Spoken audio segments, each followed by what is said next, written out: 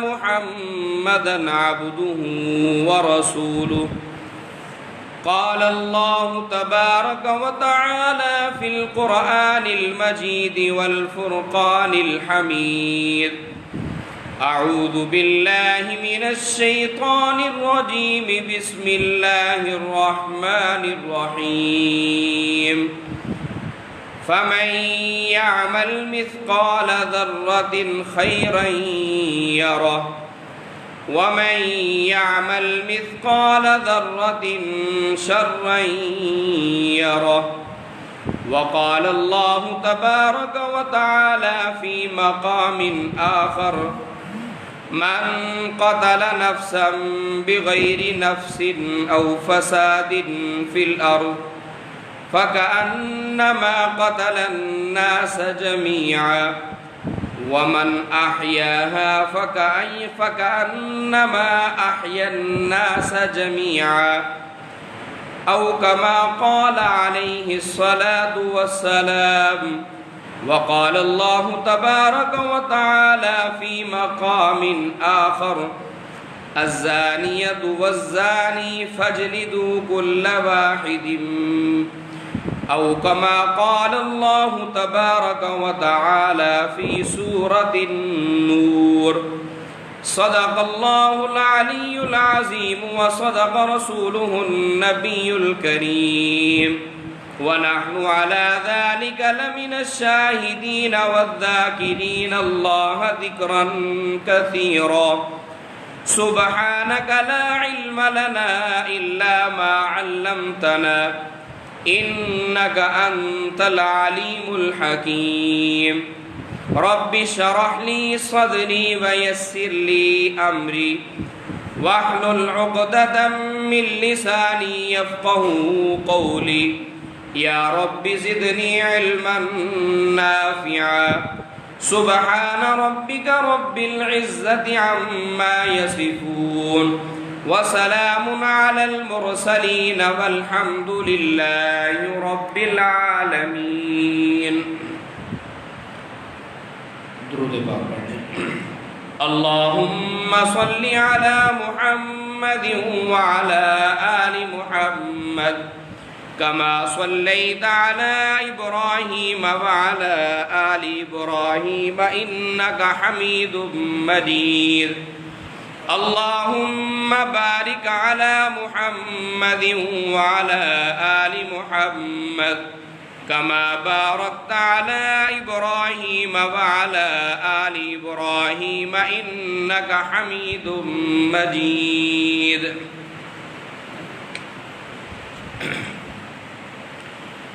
واجب الاحترام قابل قدر بزرگوں اور عزیز بھائیوں،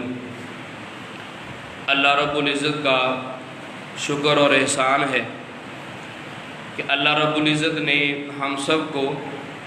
نماز جمعہ ادا کرنے کے لیے اپنے گھر میں حاضری کا شرف بخشا ہے. اللہ رب العزت کے حضور دعا ہے کہ اللہ پاک ہم سب کی اس حاضری کو اپنی بارگاہ میں قبول فرمائیں، اور اسی طرح ہمیں جب تک ہماری یہ زندگی ہے اپنے گھر میں قبولیت والی عبادات کے لیے حاضری کی سعادت نصیب فرماتے رہیں. میرے عزیز بھائیوں، میں نے آپ حضرات کے سامنے قرآن مجید کی چند وہ آیات پڑھی ہیں جن کے اندر اللہ تعالیٰ نے مختلف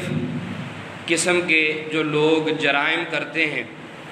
ان کا ذکر کیا ہے، اور اس کے ساتھ ساتھ ان جرائم کی جو سزا ہے اس کا ذکر کیا ہے. سب سے پہلے ہمیں اس بات کا پوری طرح یقین ہونا چاہیے اور دوسروں کو ہم مطمئن کرنے کے قابل ہوں کہ اسلام جو ہے یہ ایسا دین ہے جو ہر قسم کے تشدد سے پاک ہے. یہ ایک امن پسند دین ہے. ہمارا دین جو ہے یہ کوئی خدا نخواستہ دہشت گردی کا دین نہیں ہے، یہ تعصب پر مبنی نہیں ہے، یہ ظلم و ستم کا حامی نہیں ہے، بلکہ یہ ایک امن پسند دین ہے اور اس دین کے اندر اگر اللہ تعالیٰ نے کسی قسم کے جرائم پر کوئی سزائیں بیان فرمائی ہیں تو اس کا مقصد یہ ہے کہ ایک پرامن ماحول اور پرامن معاشرہ تشکیل دیا جائے جو اس دنیا کے اندر امن و امان کا متضمن بھی ہو اور امن و امان کی شکل بھی اس سے پہچانی جائے۔ ایسا نہیں کہ کوئی ڈکیتی کر رہا ہے تو بھی محفوظ ہے، کوئی چوری کر رہا ہے تو بھی محفوظ ہے، کوئی قتل کر رہا ہے وہ بھی محفوظ ہے، کوئی کسی کی عزت پامال کر رہا ہے وہ بھی محفوظ ہے، اور کوئی کسی پر تہمت لگا رہا ہے وہ بھی محفوظ ہے۔ بلکہ اللہ تعالیٰ نے رسول اللہ صلی اللہ علیہ وسلم کے ذریعے سے جو ہمیں ایک پورا زندگی گزارنے کا لائحہ عمل عطا فرمایا، جس کا خلاصہ رسول اللہ صلی اللہ علیہ وسلم نے حجۃ الوداع کے خطبہ کے موقع پر ارشاد فرمایا، وہیں پر یہ بات ارشاد فرمائی کہ تم میں سے ہر کسی کا مال اور جان جو ہے وہ دوسرے پر حرام ہے۔ یعنی جس طرح انسان کے لیے دوسرے کا قتل کرنا جائز نہیں، اسی طرح دوسرے کی عزت کو تعطار کرنا، اس کی تذلیل کرنا یا اس کا مال اس کی اجازت کے بغیر ناحق غصب کرنا، سمیٹ لینا کسی بھی طریقے سے، اس کی اسلام کے اندر گنجائش نہیں ہے۔ بلکہ اس معاشرے کے اندر اسلام یہ چاہتا ہے کہ ہر آدمی جو ہے وہ ایسی پرامن زندگی گزارے کہ جس میں اس کا مال بھی محفوظ ہو، جس میں اس کی عزت بھی محفوظ ہو، جس میں اس کے اخلاق اور اعمال بھی محفوظ ہوں، اور اگر رات کے 12 بجے بھی وہ اٹھ کر باہر نکلے تو اس پر خوف خدا کے علاوہ کسی اور قسم کا خوف مسلط نہ ہو۔ اور اگر آج ہم اپنے معاشرے کو دیکھیں تو گھر بیٹھی ہوئی عورتوں کی عزت محفوظ نہیں ہے، رات چلتے ہوئے لوگ محفوظ نہیں ہیں، لوگ محنت مزدوری کر کے اپنا مال جمع کر کے رکھتے ہیں لیکن اس کے بارے میں یقین نہیں ہے کہ ہم اس سے فائدہ بھی حاصل کر لیں گے، نہ جانے کس وقت کون سا کوئی چور ڈاکو آئے گا اور ہمارا یہ مال جاتا رہے گا۔ اس قدر بد امنی کا ماحول اور یہ بد امنی کی فضا ہے۔ اس کی بنیادی وجہ کیا ہے؟ وجہ یہ ہے کہ اللہ تعالیٰ نے میری اور آپ کی جو حقیقی کامیابی ہے اور حقیقی سکون ہے وہ اللہ تعالیٰ نے قرآن و سنت کے اندر رکھا ہے۔ اگر ہم قرآن و سنت کو اختیار کریں گے، اس کے احکامات پر عمل پیرا ہوں گے تو ہماری زندگی کا ایک ایک لمحہ جو ہے وہ پرسکون رہے گا۔ لیکن اگر ہم اس قرآن پاک اور احادیث کی تعلیمات کے اوپر اپنی آراء مسلط کر دیں گے اور اپنی عقل کے ذریعے سے بنائی ہوئی چیزیں ان کے اندر ہم کامیابی اور نجات سمجھیں گے تو یہ سوائے دھوکے کے اور کچھ بھی نہیں۔ آج ہمارے معاشرے کے اندر ہو کیا رہا ہے؟ وہ یہی رہا ہے کہ ہمارے وطن عزیز کا نام ہے اسلامی جمہوریہ پاکستان، لیکن اگر ہم آج اپنے قانون کو اٹھا کے دیکھتے ہیں کہ جس آئین اور قانون کے ہم دعوے دار ہیں، یا ہر وقت ہمیں حکومتوں کی طرف سے یہ بات سننے میں ملتی ہے کہ آئین اور قانون پر کوئی کمپرومائز نہیں ہوگا، بلکہ جو آئین اور قانون کو توڑے گا اس کو ہم گرفت میں لیں گے۔ تو یہ جو حکومتیں دعوے دار ہیں، اگر دیکھا جائے تو آج ہمارے ملک کے آئین کے اندر اسلامی شقیں بہت کم ہیں، اور اکثر قانون وہی ہے جو پاکستان بننے سے پہلے اس خطے کے اندر انگریز کی طرف سے نافذ کیا ہوا تھا۔ ہندوستان کے اندر بھی، پاکستان کے اندر بھی جو قانون انگریز نے بنا کر نافذ کیا تھا، خواہ وہ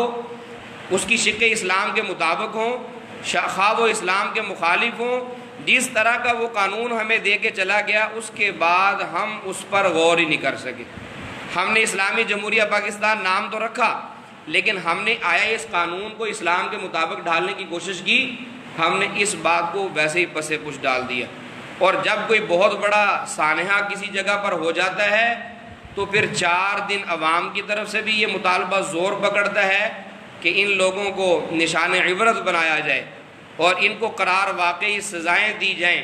لیکن جب کچھ دن گزر جاتے ہیں تو پھر لوگ بھی اپنے کام میں لگ جاتے ہیں اور حکومتیں بھی اس چیز کو بھول جاتی ہیں، اور وہ معاملہ جو ہے سرد خانے ڈال دیا جاتا ہے۔ اب کوئی اس پر بات کرنے کے لیے بھی تیار نہیں ہوتا۔ اب اس وقت کا جو معاملہ گزشتہ جمعے تفصیل کے ساتھ میں نے عرض کیا تھا کہ اسلام نے عورت کو کس قدر عزت اور مقام عطا فرمایا ہے، تو اسی عورت کی عزت اور تحفظ کے لیے، اس کی عزت کے تحفظ کے لیے جو قانون بنایا گیا کہ کوئی ایک عورت کی اگر تذلیل کرتا ہے، اس کے ساتھ بدکاری کرتا ہے، تو اس کی سزا کیا ہے، وہ یہ قرآن پاک کے اندر سورہ نور کے اندر بیان کی گئی کہ اگر بدکاری کرنے والا غیر شادی شدہ مرد یا عورت ہوں تو ان کی سزا 100 کوڑے ہیں، اور احادیث نبویہ صلی اللہ علیہ وسلم کے مطابق اگر کوئی شادی شدہ زانی ہے تو اس کی سزا رجم ہے، یعنی اس کو پتھر مار مار کے مار دیا جائے گا۔ اب جیسے ہی اس قسم کی بات کی جاتی ہے تو صرف گلیوں چوراہوں میں نہیں بلکہ آج ہماری پارلیمنٹ کے اندر سے یہ آوازیں اٹھتی ہیں کہ یہ گفتگو جو ہے یہ ایک تشدد والی سوچ ہے، یہ ایک تعصب ہے، یہ ایک انسانیت کی بے توقیری ہے، یہ انسانیت کو ایک ذلت کے گھاٹی پہ اتارنے والی بات ہے۔ تو اس سے پہلے اس آدمی نے جو کیا ہے، جس پر سزا دی جا رہی ہے، تو کیا وہ انسانیت کے حق میں ہے؟ کیا وہ اسلام کے منشا کے مطابق ہے؟ ایک آدمی جب جرم کا ارتکاب کرتا ہے تو اگر اس پر شرعی سزا نافذ کر دی جائے تو اس کا فائدہ یہ ہوتا ہے کہ آئندہ کے لیے وہ جرم بند ہو جاتا ہے، اور وہ جرم سوچنے کرنے سے پہلے آدمی سوچتا ہے کہ یہ جرم پہلے فلاں نے کیا تھا اور اس کے ساتھ یہ واقعہ ہوا، اگر میں یہ جرم کروں گا تو میرے ساتھ اس سے بھی بدتر ہو جائے گا۔ لیکن جہاں پر پتہ ہو کہ یہ جرم کر کے میں اپنے تعلقات استعمال کر کے، میں اپنے فون کا سہارا لے کر میں قانون کے شکنجے میں ہی نہیں آؤں گا، اگر آ بھی جاؤں گا تو اپنے تعلقات یا پیسہ استعمال کر کے وہاں سے باہر آ جاؤں گا، اور اگر یہ بھی نہ ہوا تو اس کے بعد ہمارا عدالتی نظام اس قدر ناقص ہے کہ وہاں پر ناکافی ثبوت ہونے کا عنوان لگا کر مجھے بری کر دیا جائے گا، تو جہاں اس طرح کے حالات ہوں وہاں پر کبھی بھی جرائم ختم نہیں ہوتے، بلکہ جو بھی جرائم کا سوچتا ہے اور اس طرح کے حالات اور واقعات اور دیکھ کر اس کا حوصلہ بڑھ جاتا ہے کہ فلاں نے کیا تھا وہ بھی بچ گیا ہے، فلاں تو گرفتار ہونے کے بعد بھی چھوٹ گیا تھا، اور فلاں تو جیل کے اندر سے بھی ضمانت پر باہر آ گیا تھا، اور فلاں جو ہے اس کو تو عدالتوں نے بھی ریلیف دے دیا تھا۔ تو معاشرے کے اندر امن قائم کرنے کا واحد ذریعہ جو ہے وہ اسلامی سزاؤں کا قیام ہے، وہ اسی قرآن و حدیث کا مطالبہ ہے جس قرآن و حدیث کو میں اور آپ ماننے والے، جو ہمارے ایمان کا حصہ ہے۔ اگر خدا نخواستہ اپنی طرف سے کوئی بات کی جائے نا کہ اس قسم کی کوئی متشدد سوچ ہو کہ ایسی سزا ہونی چاہیے جس کا قرآن و حدیث میں ذکر نہ ہو، پھر تو الزام لگایا جا سکتا ہے کہ یہ جی بات جو ہے وہ تشدد پر مبنی ہے، اور یہ بات جو ہے اپنی ذاتی رائے ہے۔ جب ایک چیز کی سزا اللہ نے قرآن پاک میں بیان کر دی یا اپنے پیارے محبوب کی زبان مبارک سے احادیث میں بیان کر دی، تو اس کے بعد کوئی دوسری رائے ہی نہیں رہتی کہ ہم اس پر کوئی اپنی رائے قائم کر سکیں۔ اب ہمارے ملک کی موجودہ جو حالات ہیں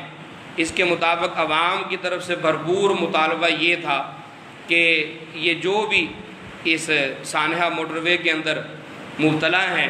ان کو سر عام پھانسی دی جائے۔ اب سب سے پہلے ہم نے اس بات کا جائزہ لینا ہے کہ آیا یہ مطالبہ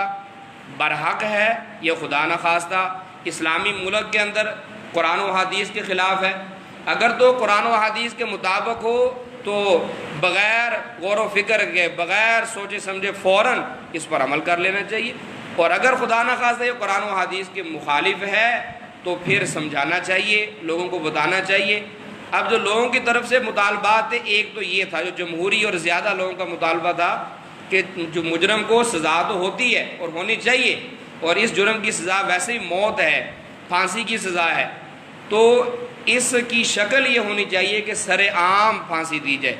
جہاں پر لوگ کھڑے ہوں، لوگ اس واقعے کو دیکھیں اور یہ نشان عبرت ہو۔ اب یہ جو مطالبہ ہے یہ بالکل قرآن پاک کی تعلیمات کے مطابق ہے۔ آپ خود گھر کے اندر جا کے قرآن پاک کھولیں، سورہ نور اٹھائیں،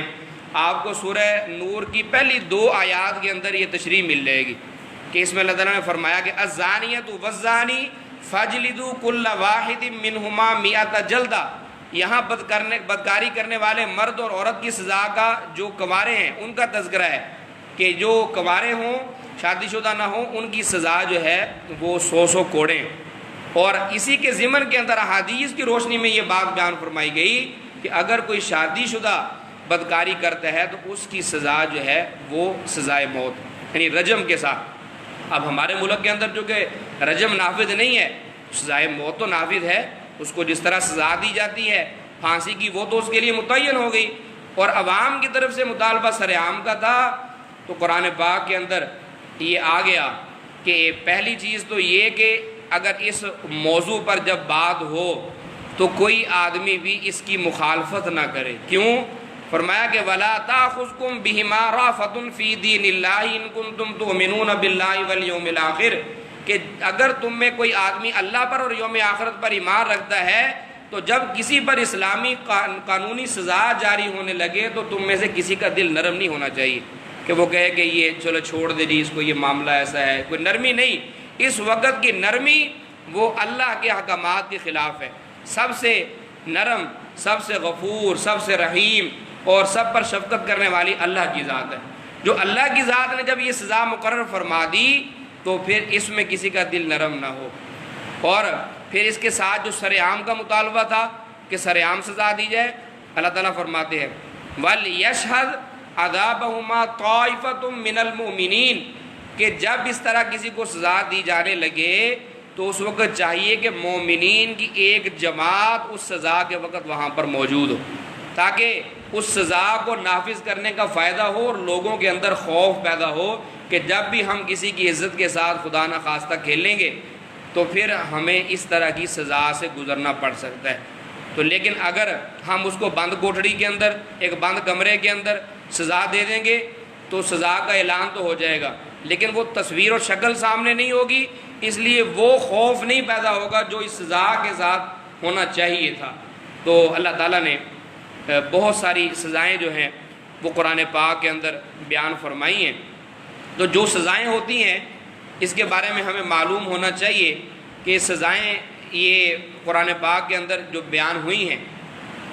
اجمالاً قرآن پاک کے اندر ہیں اور تفصیل احادیث کے اندر موجود ہیں. ایک سزائیں ہیں جن کو حدود کہا جاتا ہے. حدود یہ لفظ حد کی جمع ہے اور حد کا معنی ہے کسی کو کسی کام سے روکنا. اور یہ حد وہ جرائم کہ جن جرائم کے معاملے میں اللہ کا خالص حق وہاں پر موجود ہو. اللہ نے کسی بات بیان کر دی کہ فلاں کی عزت محفوظ ہے، فلاں کا مال محفوظ ہے، لیکن کوئی آدمی عزت کو تاتار کر کے مال کو ضبط کر کے ڈاکہ زنی کے ساتھ وہ اللہ کے اس حق کو جو اللہ نے عطا فرمایا تھا پامال کرتا ہے تو اللہ کی طرف سے مقرر شدہ سزائیں جو ہیں جن جرائم پر قرآن پاک میں موجود ہیں ان سزاؤں کو حدود کہا جاتا ہے. یعنی ایسے جرائم جن کا تذکرہ قرآن پاک میں آیا اور اللہ نے ان جرائم کی سزا ذکر فرما دی. اب ان سزاؤں کو حدود کہا جاتا ہے اور ان کے اندر کمی یا ان کے اندر ترمیم کا حق وہ اس کائنات کے کسی بھی فرد کو نہیں ہے. یہاں تک رسول اللہ صلی اللہ علیہ وسلم کو بھی نہیں ہے کہ ایک سزا اللہ نے مقرر فرما دی ہے، اب کوئی حاکم، کوئی قاضی، کوئی حکومت وقت کا نمائندہ وہ یہ کہے کہ یہ سزا میں معاف کر دیتا ہوں، تو کسی کو یہ سزا معاف کرنے کا حق نہیں ہے. جو قرآن پاک کے اندر حدود بیان ہوئی ہیں. اور ایک ہوتا ہے لفظ تعزیر استعمال ہوتا. تعزیر کا لفظی معنی ہوتا ہے کسی کو سزا دینا. اس کی ادنا سی شکل جو ہے ایک بچے کو ڈانٹنے سے لے کر ایک آدمی کے کوڑے لگانے تک کی سزا کو تعزیر کہا جاتا ہے. لیکن یہ جن جرائم پر جاری ہوتی ہے وہ اللہ نے سزا مقرر نہیں فرمائی ہوتی. احادیث میں رسول اللہ صلی اللہ علیہ وسلم نے وہ سزائیں مقرر فرمائی یا اس کے بعد جو قاضی ہیں ان کے سپرد معاملہ کر دیا گیا کہ آپ موقع کی مناسبت کے حالات کے مطابق آپ اس کو جو سزا دینا چاہیں دے سکتے ہیں. تو اس قسم کی جو سزائیں ہوتی ہیں یہ تعزیرات پر مشتمل ہوتی ہیں اور تعزیر میں کمی زیادتی یہ حاکم وقت اور قاضی وقت کر سکتا ہے. تو قرآن پاک کے اندر کچھ جرائم ایسے ہیں جن کی سزا کا اللہ نے ذکر کر دیا کہ یہ جرم اس کی سزا یہ ہوگی. اس میں ایک تو قتل بھی ہے کہ یا ایھا الذین آمنوا کتب علیکم القصاص فی القتلی کہ اے ایمان والو تم پر اللہ تعالیٰ نے قصاص فرض کر دی ہے، یعنی کسی نے کسی آدمی کو ناحق قتل کر دیا۔ اب ناحق قتل کیا تو اس کے بدلے میں اس مقتول کا قصاص لینے کے لیے اس قاتل کو بھی قتل کیا جائے گا، اور یہ خود خاندان اٹھ کے قتل نہیں کرے گا، بلکہ حکومت وقت اس سے درخواست کی جائے گی، وہ اپنے قانون کے مطابق اس کو گرفتار کر کے اس کو سزا دی جائے گی، اور قتل کے بدلے قتل، یعنی اس کو بھی جو قاتل ہے۔ لیکن اس میں اللہ تعالیٰ نے نرمی رکھی ہے، کیونکہ اللہ تعالیٰ نے جو نظام بنایا ہے یہ ایسا ہے کہ جس کے ذریعے سے ایک امن پسند معاشرہ تشکیل دیا جائے، امن پسند معاشرہ وجود میں آئے، معتدل نظام بنایا۔ اگر مقتول کے ورثاء میں سے کچھ لوگ جو ہیں وہ یہ مطالبہ کر دیتے ہیں کہ ہم نے اس کے قتل کو معاف کر دیا ہے، معاف اس طرح کہ ہم اس کی بدلے میں جان نہیں چاہتے، بلکہ ہم دیت یعنی کچھ رقم لے کر اس سے راضی ہو جاتے ہیں، راضی ہونے کا اعلان کرتے ہیں، تو اب اگر ورثاء جو ہے وہ قتال معاف کر دیں اور دیت کا مطالبہ کریں تو پھر اس کا جو ہے قتل معاف ہو جاتا ہے، لیکن دیت جو ہے اس کی سزا اس پر جاری رہے گی اگر مقتول کے ورثاء اس کا مطالبہ کریں۔ اگر وہ ویسے اللہ کی رضا کے لیے معاف کر دیتے ہیں تو اس بات کا ان کو حق ہے، اور یہ معافی کی اجازت میں اور آپ نہیں دے رہے، بلکہ قرآن پاک میں جہاں اللہ تعالیٰ نے یہ سزا بیان فرمائی یا ایھا الذین آمنوا کتب علیکم القصاص فی القتلی، وہیں پر 2 آیتوں کے بعد آگے جا کے آتا ہے فمن عفی لہ من اخیہ شیء فاتباع بالمعروف واداء الیہ باحسان، کہ جو کوئی مقتول کے ورثاء میں سے اپنے بھائی کو معاف کر دیتا ہے تو پھر اس کے ساتھ ویسا ہی معاملہ کیا جائے جو معروف طریقے سے جس کا حکم دیا گیا ہے۔ اور پھر یہ قتل کے علاوہ یہ ہمارے معاشرے کے اندر آج ڈاکہ زنی عام ہے، اس کا بھی ذکر اللہ نے قرآن پاک میں فرمایا انما جزاء الذین یحاربون اللہ ورسولہ ویسعون فی الارض فسادا، کہ بے شک اللہ کے ساتھ جنگ کرنے والے ہیں، لڑائی کرنے والے ہیں جو لوگ، اور جو زمین میں فساد برپا کرنے والے ہیں، ان کی سزا کیا ہے؟ فرمایا ان یقتلوا او یصلبوا او تقطعوا، یعنی ان کو قتل کیا جائے، ان کو سولی پر لٹکایا جائے، ان کے ہاتھ پاؤں کاٹے جائیں، او ینفوا فی الارض، ان کو زمین سے بدر کر دیا جائے، یعنی اپنے علاقے سے نکال، جس کو ملک بدر کہا جاتا ہے۔ تو یہ چند سزائیں جو ہیں یہاں پر یہ ڈاکہ زنی کرنے والے جو ہیں ان کے بارے میں، جس کی تفصیل ہے۔ تفصیل کیا ہے کہ اگر یہ کوئی آدمی کسی جگہ پر ڈاکہ زنی ایک یا گروہ کرتا ہے، ڈاکو آتے ہیں، حملہ آور ہوتے ہیں اور وہ مال چھیننا چاہتے ہیں، کیونکہ چوری اور ڈاکے میں یہ بنیادی فرق ہمیں معلوم ہونا چاہیے کہ جو ڈکیتی ہوتی ہے اس میں چند لوگ اکٹھے ہو کر وہ انفرادی قوت بھی جمع کرتے ہیں جس میں افراد شامل ہوتے ہیں، افرادی قوت، اور اس کے ساتھ ساتھ ان کے پاس اگلے آدمی کی جان لینے کا سامان بھی موجود ہوتا ہے، اور وہاں جا کر زبردستی اس کا مال ہتھیایا جاتا ہے۔ تو فرمایا کہ اگر کوئی اس طرح کا کام کرتا ہے اور وہاں پر جب وہ مال لے کے نکلتے ہیں، اگر مالک جو ہے وہ آگے سے دفاع کرے، اور تو پھر یہ ڈاکو جو ہے اس کو قتل کرنے میں بھی گریز نہیں کرتے، گولی مار دیتے ہیں۔ یہ آئے روز آپ واقعات پڑھتے ہیں اخبارات میں، خبروں میں، بازاروں میں ہو رہے ہیں کہ دکان پر ڈاکو آئے ہیں، موبائل اٹھائے ہیں، پیسہ اٹھایا ہے، کوئی اور چیز اٹھائی، جانے لگے، دکاندار نے مزاحمت کی تو جاتے جاتے گولی بھی مار گئے۔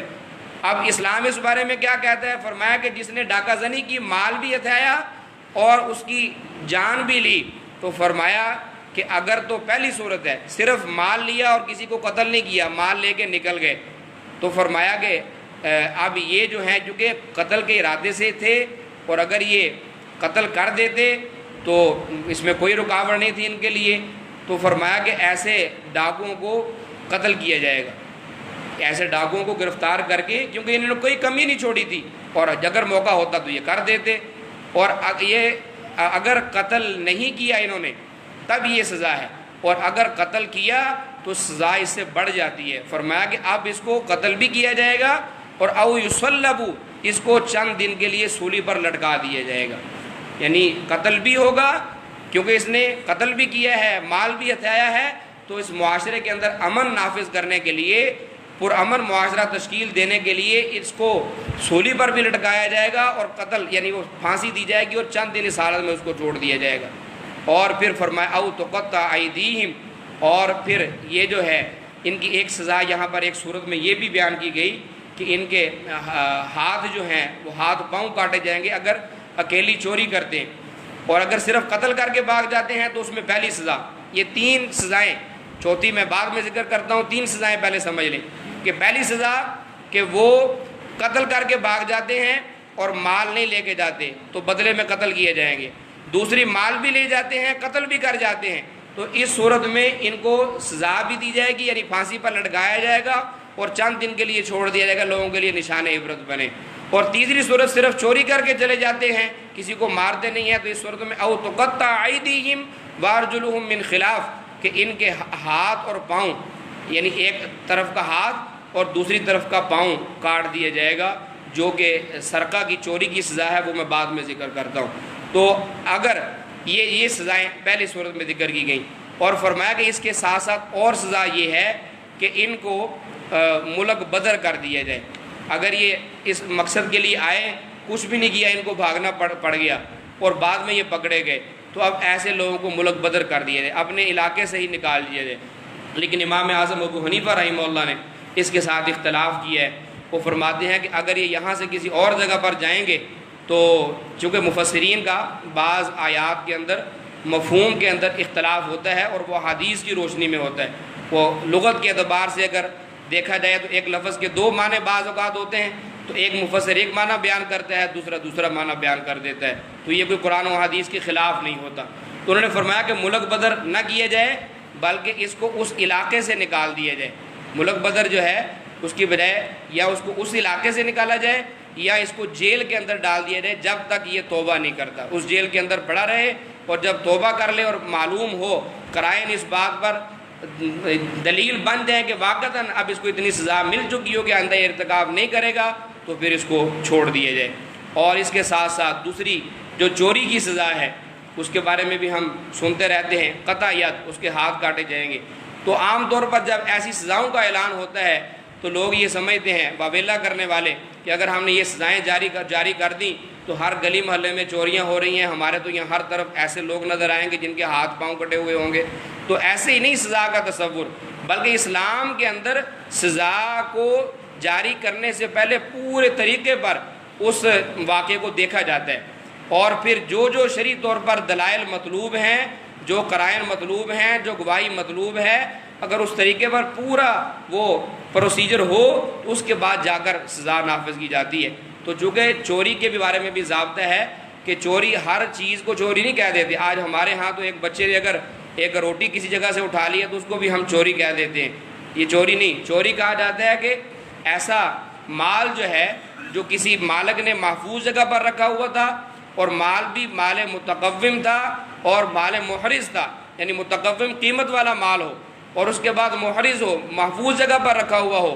اور یہ چوری کرنے والا جو ہے یہ اس کا جاننے والا، اس کے تعلق والا، یا یہ اس مال میں کسی طرح سے شریک نہ ہو، یا اس کے پاس وہ امانت نہ ہو، کافی شکلیں ہیں اس کی۔ تو جب وہ پوری ایک شرعی تعریف کے مطابق جو چوری بنتی ہے وہاں سے وہ چیز اٹھائے گا، اور اس کا نصاب یہ بیان کیا کہ کم از کم وہ چیز جو ہے وہ 10 درہم کی ہو یا 1 دینار کی ہو۔ اب اس سے زائد اگر وہ مال چوری کرے گا تو پھر اس پر حد سرقہ جاری ہوگی، جس کو قطع ید کہا جاتا ہے، یعنی اس کی سزا اسلام کے اندر یہ ہے کہ اگر پہلی دفعہ یہ چوری کرتا ہے اور شرعی طریقے پر اس کی چوری ثابت ہو جاتی ہے تو اس کا دایاں ہاتھ کاٹ دیا جائے گا، اور پھر دوبارہ اگر یہ چوری کرتا ہے تو پھر اس کا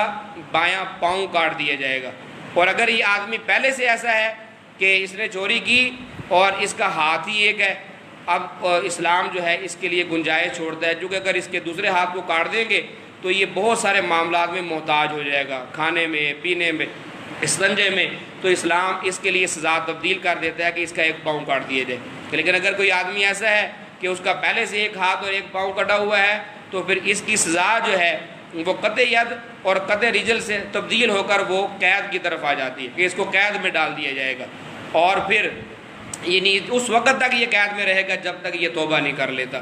یعنی کچھ چیزیں اسلام کے اندر یہ ڈکیتی کی، چوری کی، اس طرح کسی پر تہمت لگا دی، بہتان آج معمولی بات سمجھی جاتی ہے، کسی بھی پاک دامن مرد پر یا عورت پر تہمت لگا دی کسی نے، تو اب اگر تہمت لگائی ہے تو اس کو اپنے اس دعوے کے اس بات کے لیے 4 گواہ پیش کرنے پڑیں گے، اگر یہ 4 گواہ پیش کر دے گا تو ٹھیک ہے، اور اگر یہ 4 گواہ نہ پیش کر سکے تو پھر اس تہمت لگانے والے پر حد قذف جاری ہوگی۔ حد قذف کہتے ہیں کہ کسی نے تہمت لگائی ہو، تہمت کی سزا، تہمت لگانے کی، جس کو بعد میں نافذ نہ کر سکا ہو، اور صرف یہ سزا جو ہے اس طریقے پر ثابت نہیں ہو جائے گی کسی پر کہ کسی نے کہہ دیا میں نے فلاں مرد اور فلاں عورت کو ایک کمرے کے اندر دیکھا ہے، تو اسی سے صرف جرم ثابت نہیں ہو جاتا، بلکہ اس کے اندر بھی پوری تفصیل ہے، پورے احکامات ہیں۔ اس بنیاد پر اگر وہ جرم ثابت ہوگا تو تب سزا جاری ہوگی زنا کی، اور اگر وہ جرم ثابت نہیں ہوتا تو پھر اس الزام لگانے والے پر حد قذف جاری ہوگی۔ یعنی یہ حد سرقہ بھی ہے، اور حربہ جس کو ڈاکہ زنی کہتے ہیں یہ بھی ہے، اور اس کے ساتھ ساتھ یہ حد قذف بھی ہے، اور اسی طرح شراب کی حد، یعنی کوئی آدمی شراب پیتا ہے تو اس کی سزا بھی قرآن پاک کے اندر، احادیث کے اندر بیان کی گئی ہے کہ اس کی سزا جو ہے اس کو بھی 80 کوڑے جو ہے وہ سزا میں لگائے جائیں گے۔ تو یہ کچھ سزاؤں کا ذکر قرآن پاک کے اندر کیا گیا، اور اس کا مقصد یہی ہے کہ ایک پرامن معاشرہ جو ہے وہ تشکیل دیا جائے۔ لیکن آج جیسے ہی اس عنوان پر بات ہوتی ہے تو لوگ اس کی مخالفت شروع کر دیتے ہیں، جی یہ اسلام کے خلاف ہے، یہ متشدد سوچ ہے، اور یہ انسان کی بے توقیری ہے۔ حالانکہ یہ باتیں وہ کر رہے ہوتے ہیں کہ جو دین کو جانتے نہیں ہیں، دین کو سمجھتے نہیں ہیں، جہالت غالب ہے، جو کسی سے سوچا سنا اور اپنی سمجھ کے مطابق سوچا اسی کو دین سمجھ لیا، اور رائے قائم کر دی کہ نہیں اس سے تو ہمارا معاشرہ جو ہے وہ اپاہج ہو جائے گا۔ تو اسلامی قانون کے نفاذ کا مطالبہ یہ برحق مطالبہ ہے، لیکن میں یہاں پر یہ سمجھتا ہوں کہ لوگوں کو پہلے اس بارے میں آگاہی دی جائے، یعنی پتہ تو ہو کہ اسلامی سزائیں جو ہیں ایسی نہیں ہیں کہ چلتے راہ ایک آدمی نے دوسرے پر الزام لگا دیا تو اسلام کہتا ہے پکڑ کر اس کا ہاتھ کاٹ دیا جائے، اس پر حد جاری کر دی جائے، نہیں، بلکہ پورا ایک نظام موجود ہے۔ اس نظام کے مطابق جو ہے وہ اگر سزا کا حقدار ہوگا تو سزا ملے گی، وگرنہ اسلام کے اندر تو یہ حکم بھی موجود ہے کہ ادرأوا الحدود بالشبہات، کہ اگر شبہات پیدا ہو رہے ہوں، معاملہ کلیئر نہ ہو رہا ہو تو یہ حدود ساقط ہو جاتی ہیں۔ یعنی کسی معاملے میں بھی حد جاری ہونا سزا ہے، لیکن وہاں پر گواہوں کے اندر نقص ہے، یا کوئی ثبوت پیش کرنے میں کسی جگہ پر کوئی کمی یا نقص آ رہا ہے، تو ان شبہات کی وجہ سے ہی وہ حد کی سزا ساقط ہو جاتی ہے، اور قضائے قاضی کا جو فیصلہ ہوتا ہے وہ معتبر ہوتا ہے، حاکم جو چاہے حدود سے ہٹ کر کسی کم درجے کی سزا دے سکتا ہے۔ تو اس دور میں ہمیں چاہیے کہ جہاں ہم اور بہت ساری فضولیات یا لغویات میں لگے رہتے ہیں، تو اسلامی سزاؤں کا جو ایک تصور ہے اور جو تعلیمات ہیں اس سے ہماری آگاہی ہو، اس بارے میں پڑھیں، خود اس بارے میں اپنے نالج کے اندر اضافہ کریں، اور اس کے بعد کسی جگہ پر بیٹھ کر تبصرہ کریں۔ آج کل جو کچھ ہم دیکھتے ہیں ہم اس کو ویسے صحیح سمجھ کر تبصرہ شروع کر دیتے ہیں، تو اسلام جو ہے وہ ایک امن پسند دین ہے۔ اسلام اس امن پورے معاشرے کو پرامن دیکھنا چاہتا ہے، معتدل دیکھنا چاہتا ہے، اور ہر آدمی کا عزت اور مال اور جان کو محفوظ قرار دیا گیا ہے، اور یہ اسی صورت اور شکل میں ہوگا کہ جب ہم یہاں پر جرائم پر سزا کا ایک تصور قائم کریں گے۔ تو جب سزا کا تصور ہی نہیں ہوگا تو پھر کبھی بھی کسی معاشرے کے اندر جرائم ختم نہیں ہو سکتے، بلکہ وہ دن بدن بڑھتے جائیں گے۔ اللہ پاک کے حضور دعا یہی ہے کہ اللہ پاک ان باتوں کو سمجھ کر عمل کی توفیق نصیب فرمائے۔